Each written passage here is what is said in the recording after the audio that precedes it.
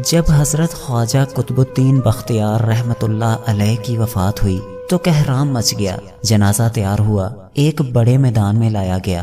بے پناہ لوگ نماز جنازہ پڑھنے کے لیے آئے ہوئے تھے۔ انسانوں کا ایک سمندر تھا جو حد نگاہ تک نظر آتا تھا۔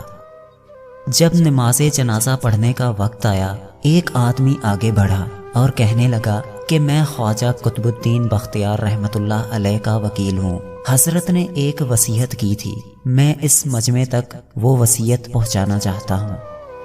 مجمع پر سناٹا چھا گیا۔ وکیل نے پکار کر کہا، حضرت خواجہ قطب الدین بختیار رحمت اللہ علیہ نے یہ وصیت کی کہ میرا نماز جنازہ وہ شخص پڑھائے جس کے اندر 4 خوبیاں ہوں۔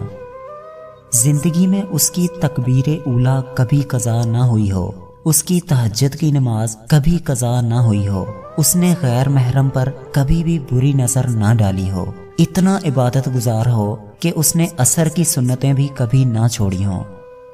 جس شخص میں یہ 4 خوبیاں ہوں وہ میرا جنازہ پڑھائے۔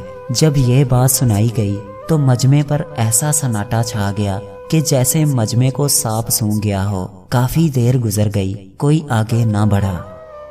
آخرکار ایک شخص روتے ہوئے حضرت خواجہ قطب الدین بختیار رحمت اللہ علیہ کے جنازے کے قریب آئے، جنازے سے چادر اٹھائی اور کہا، حضرت آپ خود تو فوت ہو گئے مگر میرا راز فاش کر دیا۔